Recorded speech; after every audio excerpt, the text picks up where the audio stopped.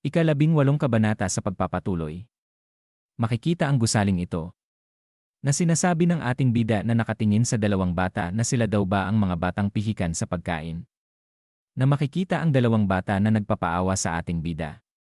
Na sinabi niya sa dalawang bata na tinakot at tiningnan niya ang mga ito ng masama na ang pag-angal daw gaya ng ginawa nila kay Park Yoo-min ay hindi ubra sa kanya. Tigilan daw nila ang pag-iyak. At tumayo daw sila ng maayos. Na sinabi pa niya sa kanila na makinig daw sila sa mga nakatatanda hanggang kaya na daw nilang tumayo sa sarili nila. Naiintindihan daw ba nila yon? Na tumugon ang mga bata sa kanya na okay po sir. Na sinabi naman ni Park Yoo-min habang pinapanood siya na nakakamangha daw talaga kung paano nakikinig ang mga bata kay Jinho. Na tumingin sa kanya si Han Seon na sinabi na paano daw naman niya nasabing nakikinig ang mga yan. Habang sinasabi pa ng ating bida na ngayon, punta na daw sila sa banyo. Bilis! Na binatukan naman siya ni Han Seon na sinabi sa kanya na ano daw ba siya. Isang drill sergeant. Na sinabi ni Han Seon na tara ng mga bata at tutulungan daw niya silang maghugas ng kanilang sarili. Na masayang tumugon ito na okay daw po. Na napahawak sa ulo ang ating bida na sinabi niya na parang lalo daw siyang naging strikto sa kanya. Bakit daw kaya? Na sinabi ni Park Yoo-min sa kanya na oo, dahil siya daw yan. At isipin na lang daw niya yon bilang pagkatao niya. Na sinabi pa ni Park Yoo-min na makikita ang orasan na madilim na. Sina Inyo at ang ibang panlalaki ay naghihintay na daw. Maglinis na daw sila at umalis na. Na makikita ang ating bida na tahimik lamang na nakasimangot at pagkatapos ay sinabi nito na okay. Na makikita si Han Seon na nililinisan ang mga bata na sinabi na okay itaas daw ang kanilang kamay. At pagkatapos ay makikita ang mga tao na naglalakad. Na tiningnan ang oras sa cellphone. Na makikita ang paa na binibilang kung ilan sila. At bumukas ang pintuan. Na sinabi ng babaeng, ito nang pumasok sila na tuloy daw sila. At ilang upuan daw ang kailangan nila. Na tumugon ang mga ito na pinakita ang kanilang mga ID na sinabi na 6 daw para sa 6 na matatanda, pakiusap. Na makikita ang kanilang pwepwestuhan. Na sila ay uminom ng beer at sila ay nagkampay. Habang makikita sila sa isang lamesa, ay sinabi ni Han Seon na palagi daw niyang gustong uminom simula nang maging nasa tamang edad na daw siya. Na sinabi din ni Park Yoo-min na siya rin daw. Na inangat naman ang baso ni Jung In-yoo na sinabi na hindi na daw sila makakauwi ngayong gabi. Na sinabi naman ng isa nilang kasama kay Jung In-yoo na katabi ni Park Yoo-min na maghinay-hinay daw siya butangero. Na sinabi ng ating bida kay Jung In-yoo habang nagkampay sila na sa tingin daw niya. Maghihiwalay na silang lahat. Natumugon ito na oo at hindi daw siya makapaniwala na magtatapos na sila. At mahirap daw ang senior year para sa kanilang lahat. At magsaya na lang daw sila ngayon. Na sinabing muli sa kanya ng ating bida na bagaman si Inyo daw ay kailangan pang dumaan sa isa pang mahirap na taon. Na sumigaw ito na sinabi sa ating bida na tumigil daw siya. Na makikita ang dalawa habang ang ating bida ay umiinom na sinabi sa kanila ni Jung In-yoo na wow, tingnan daw nila silang dalawa, nagpapakitang gilas. Na sinabi pa nito na alam na daw nila na sila ay papasok sa Jaekyong University. Kaya, magiging magkasintahan ba silang dalawa o kung ano paman? Na sinabi pa ng ating bida na college ano. Na napasigaw naman si Han Seon na ano daw ba ang pinagsasabi niya. Siyempre hindi daw. Na namumulang naiinis na sumubo na malalim na huminga si Han Seon na sinabi pa niya na college sweethearts daw ang muka niya. At pagkatapos ay namumula ang muka nito na namungay ang mata. Na makikita naman ang ating bida na nakangiti lamang. Na sinabi ni Han Seon sa kanyang sarili, habang nakatungo ito at huminga na naman ng malalim na siya lang daw ba ang nag-iisa na sobrang nag-aalala. Na tumingin siya kay Park Yoo-min. Na sinasabi niyang mahina sa kanya na alam naman daw nila kung gaano katanga si Jinho. At maging positibo daw siya. Kaya daw niya iyan. Na pinagmamasdan ng ating bida ang beer na sinabi niya na ito daw ba ay pinatabang. Sinabi pa niya sa kanyang sarili na ang modern alcohol daw ay sobrang hina. Na makikita si Han Seon na tahimik lamang. Ilang saglit pa ay tinawag siya nito na Gang Jinho. Na nakangiting tumingin siya sa kanya na napapaisip. At sinabi sa kanya habang nakatingin ang mga tropa nila na kaarawan na daw niya sa susunod na linggo. At may isang restaurant daw na matagal niyang gustong puntahan. Na makikita ang muka ni Hanseon na sinabi pa niya na kaya kung libre daw siya sa susunod na linggo. Ayos lang daw bang sumama siya sa kanya doon? Na sinabi ng ating bida na itinaas ang kamay na pasensya na. Pero wala daw siya sa Korea sa susunod na linggo. Na makikita ang muka ni Park Hyo-min na nag-iba na pinagpapawisan na sinabi pa ng ating bida na nakalimutan daw niyang sabihin sa kanila. Na nagpaplano daw siya ng medyo mahabang paglalakbay papuntang China. Dagdag pa niya na malamang hindi daw niya sila makikita ng matagal-tagal. Na hindi naman makapaniwala si Hanseon na sinabi na talaga. Pupunta daw pala siya sa China. Sana daw ay sinabi niya na sa kanya nang mas maaga. Natumugon ang ating bida sa kanya na mukhang hindi daw siya masaya. At may nagawa daw ba siyang mali? Natumingin ang ating bida kay Hanseon na sinabi nito sa kanya na happy birthday daw. Na makikita ang muka ni Hanseon na nagagalit. Na makikita ang gusali na sinigaw ni Hanseon na hindi daw yon ang tanga-tanga daw niya. At sumapit na ang umaga na makikita ang gilid ng bahay. Na sinasabi niya kay Chairman Huang habang kinakabit ang buttons ng damit na maayos daw ang proseso ng pagpapagaling ngayon. Natumugon ito na sinabi sa kanya na ganun daw ba? Magandang marinig daw yan. At siya nga daw pala, narinig daw niya pupunta siya ng China. Na sumagot ang ating bida na oo, may. Kailangan daw siyang hanapin. Na sinabi naman sa kanya ni Chairman Huang na iniisip pa daw niya na hindi niya sasabihin kung bakit siya pupunta kahit itanong daw niya. Natumingin sa ating bida na sinabi pa sa kanya ni Chairman Huang na alam daw naman niyang hindi niya mapipigilan siya, pero delikado daw ang mapahamak sa China. Dagdag pa niya nang sinabi na anumang mangyari daw doon ay magiging lampas sa kanyang kontrol.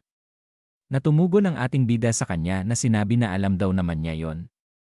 Nakangiting sinabi pa ni Chairman Huang sa kanya na bagaman kung magiging opisyal na miyembro daw siya ng Jaekyong, maaari daw siyang humiling sa mga kumpanya na tulungan siya bilang bahagi ng kanilang kumpanya. Na sumagot ang ating bida na pasensya na daw, pero tatanggihan daw niya ito. Na nalungkot si Chairman Huang na sinabi na napakalamig daw naman ng batang ito. Bueno, marunong daw ba siyang mag-Chinese? Na humawak sa kanyang batook na sinabi niya na mukhang hindi daw naman niya kailangang mag-alala tungkol doon. At sinabi niya sa kanyang sarili na malamang hindi daw ito magiging katulad ng gamit niya sa Songyuan, pero siguro daw naman na makakakuha ng sapat na kaalaman kung mag-aaral siya ng kaunti bago umalis. Na sinabi sa kanya ni Chairman Huang na mukhang hindi daw siya masyadong kumpiyansa. Kukuha daw siya ng tagasalin para sa kanya. Na napakamot sa pisingi ang ating bida na sinabi niya na hindi daw siya komportable na maglakbay kasama ang isang taong hindi daw niya kilala. Na nagulat ang ating bida sa kanyang napakinggan na sinabi ni Chairman Huang na nahuwag daw siya mag-alala sa part na yon. Na nakangiting sinabi pa nito na dahil ito daw ay isang taong kilala na niya. At lumipat ang eksena kung saan makikita ang bahay nila. At makikita ang kanyang gamit ay handa na. Na sinasabi ng kanyang ina na kung naipaki na daw ba niya ang lahat. Natumugon ang ating bida na oho daw.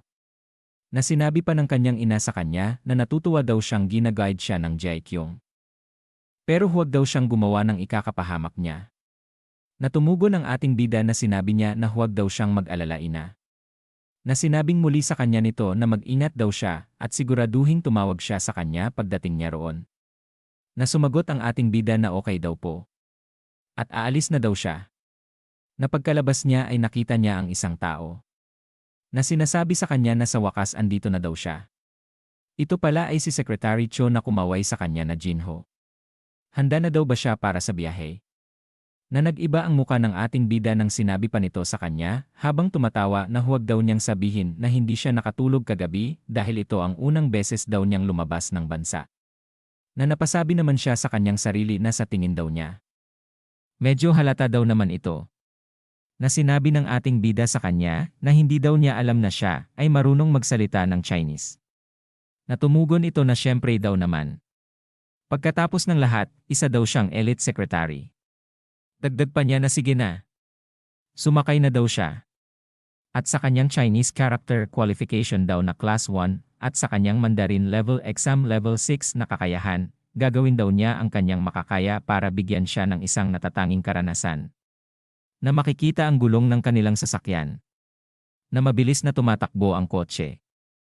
Na makikita sa loob ang ating bida na mukhang nakaidlip. Habang nagdra-drive si Secretary Cho ay nakangiting sinasabi nito na matagal-tagal na rin daw siyang nakapunta sa China. Isang bakasyon. Sa unang beses sa ilang taon. Hawak ang manubela na sinabi pa niya na pero ngayong iniisip daw niya, ang qualification niya sa Chinese character at Mandarin level test results ay mula pa daw bago siya sumali sa korporasyon. Pero hindi daw sana siya papayagan ng chairman kung sinabi niyang nakalimutan na niya ang lahat. At nakangiti pa nitong sinabi na mukhang nakakapagsalita rin daw ng kaunting Chinese si Jinho, kaya ayos lang daw ang lahat. Na makikita ang ating bida na nakatulog sa behe. Habang malapit na sila sa airport, ay sinabi pa ni Secretary Cho sa kanyang isip na duda daw siyang may mangyayari. Kaya mag-enjoy na lang daw siya sa bakasyon niya. At dito na po nagtatapos ang ika-18 kabanata.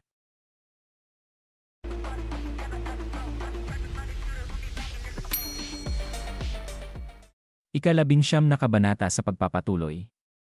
Makikita ang eroplanong sinasakyan ng ating bida. Na lumabas ang stewardess. Na napalingon ito sa kanyang gilid ng may magbuntong hininga. Na ito pala ay si Secretary Cho na masayang sinasabi na hindi pa daw niya nasubukan ang ganitong kagarbong upuan noon. Ibang-iba daw talaga kumpara sa mga budget airlines na palagi niyang ginagamit. Na sinabi naman ng ating bida na first time rin daw niyang sumakay ng eroplano. Na sinabi ulit sa kanya ni Secretary Cho na normal lang daw naman yan para sa isang high schooler. Na sinabi sa kanyang isip ng stewardess habang nakatingin ito sa kanila na ano daw bang klase ng mga tao, nagtataka daw siya kung anong klaseng mga VIP ang darating nang marinig niya ang first class na upuan ay nabook ng eksklusibo. Isang immature na empleyado ng kumpanya at isang estudyanteng high school lang daw pala. Na napatingin siya sa ating bida na medyo namula ang muka. Na makikita ang ating bida na nakatingin sa labas ng eroplano na sinabi pa ng babaeng stewardess na napakagwapo daw naman niya. Isa daw ba siyang celebrity trainee o ano daw ba siya? Makikita ang mga kabundukan mula sa eroplano. Na nakangiti ang ating bida na pinagmamasdan ito. Na napatingin ang babaeng ito sa kanila nang sinasabi ni Secretary Cho na masiglang atmosfera ng kontinente. Mga gwapong nagagandahang nakabihis sa kipao ang bumabati daw sa kanya. Na masaya pa nitong sinasabi na binabati daw ba nila siya para sa kanyang bakasyon. Na nakatingin sa kanya ang ating bida na sinasabi niya sa kanyang isip na mukhang masyadong mataas daw ang energy niya. At saka, wala namang daw mga gwapo o magagandang nakasuot ng kipao. At pagkatapos ay tinanong niya ang ating bida na sinabi na Jinho na schedule na daw niya ang buong trip nila, kaya iwan na lang daw niya sa kanya ang lahat. Na mabilis na napalapit ito sa kanya nang may kakaibang itsura nang sabihin sa kanya ng ating bida na nandito daw siya dahil may kailangang asikasuhin at hindi daw para magbakasyon. Nasinigaw nito sa ating bida na ano na lang daw ang mangyayari sa lahat ng pangarap daw niya sa Macau, mga inaasam niya sa Hong Kong.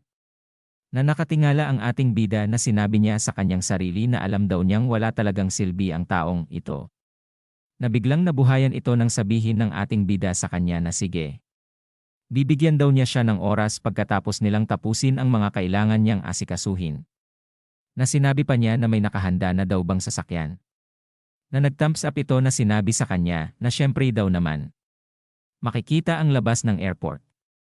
Habang naglalakad sila ay sinabi sa kanya ni Secretary Cho na mukhang may taong sasalubong daw sa kanila mula sa JQ Chinese branch. Na sinabi naman ng ating bida na may Chinese branch daw pala ang JQ Corporation. Na sinabing muli sa kanya ni Secretary Cho na sa tingin daw niya mukhang minamaliit niya ang JQ. Isa daw ito sa top 3 conglomerates sa Korea. Na sinabi sa kanya ng ating bida na sa pagkakarinig daw niya sa ibang tao ito ay nasa top 5. Na inayos ang salamin na tumingin sa ating bida na sinabi nito na hindi daw magiging masaya ang chairman kung maririnig daw niya ito. At pagkatapos ay sinabi ng lalaking ito na nandito na daw sila. Gang Jinho at Chu Kyumin mula sa main office, tama ba? Nagpakilala ito na siya daw ay si Chief Nam Sang-hyuk.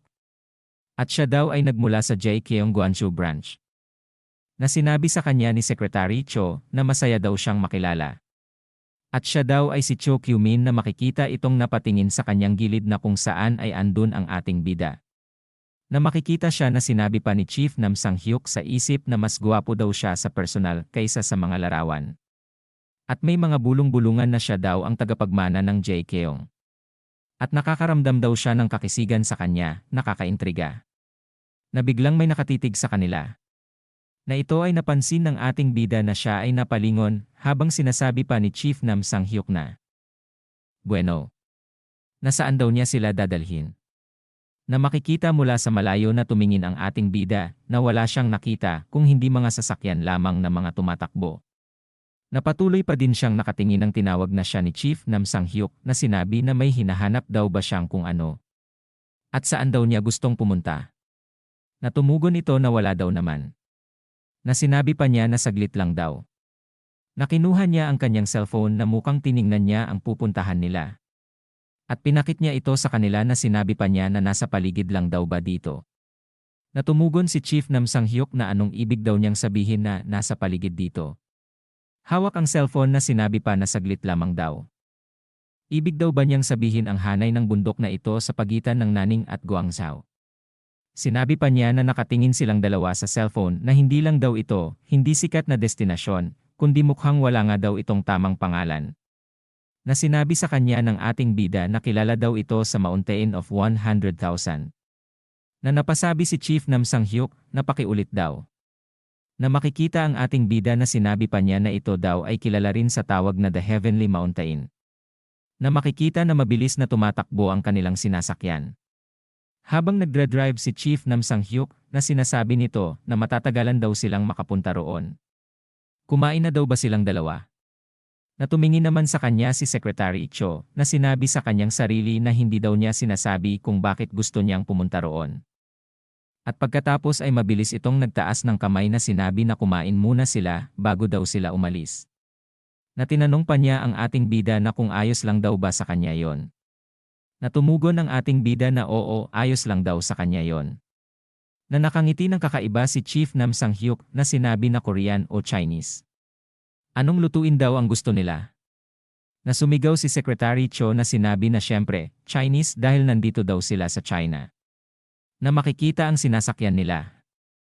Na sinabi pa ni Chief Nam Sang-hyuk na kung ganoon, dadalhin daw niya sila sa isang sikat na lokal na Chinese na kainan.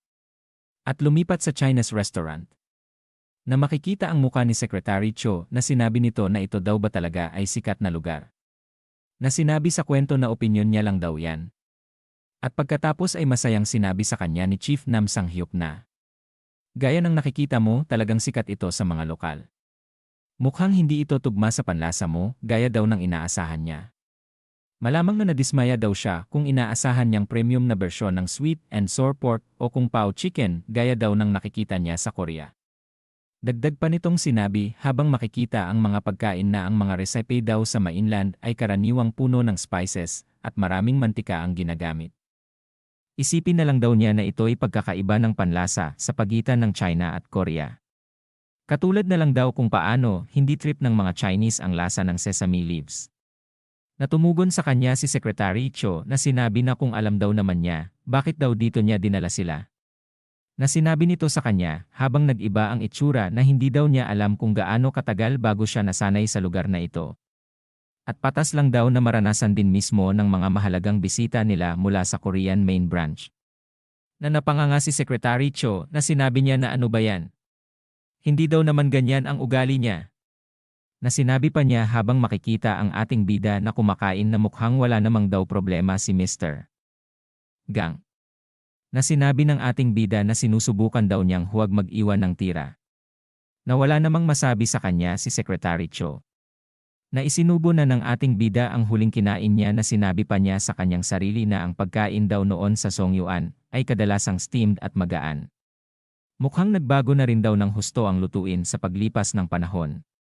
Makikita naman si Secretary Cho na pinagmamasdan ang malagkit na sinandok niya na sinasabi na may pakiramdam daw siyang hindi magiging maganda ang paglalakbay na ito.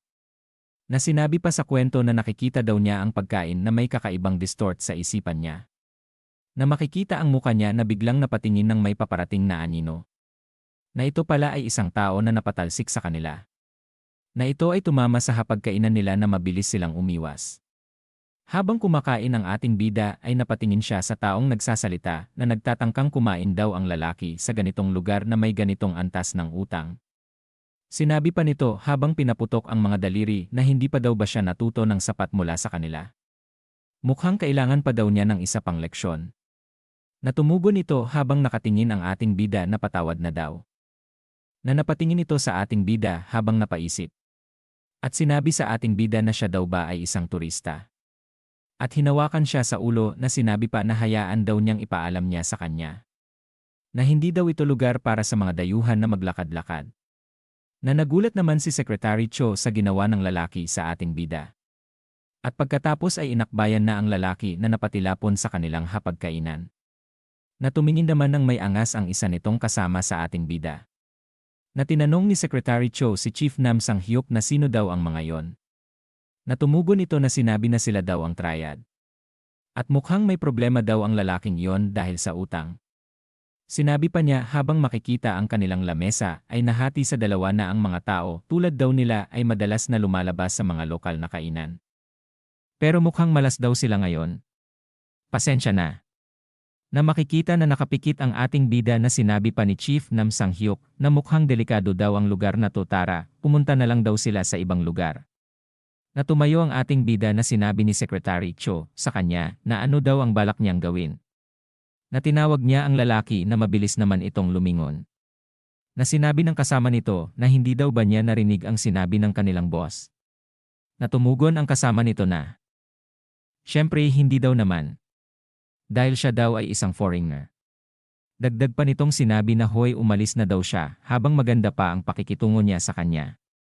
Na sinabi ng isa sa kanya na di ba ang sabi daw niya ay hindi siya nakakaintindi ng salita nila. Na idinuro siya ng lalaki sa noo na sinabi pa na kung ganoon, gagamitin na lang daw nila ang lumang body language. Dagdag pa niya na sinabi na gusto na daw ba niyang mamatay.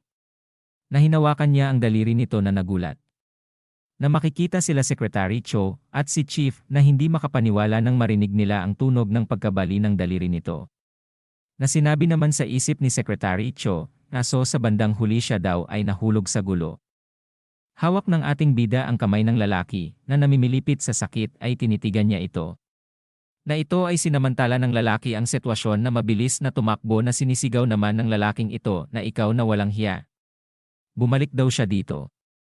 Sinabi pa ng ating bida sa kanila na wala daw talaga siyang balak na pumasok sa gulo pero umaasa daw siyang handa sila sa mga ginagawa nila. At dito na po nagtatapos ang ika-19 na kabanata.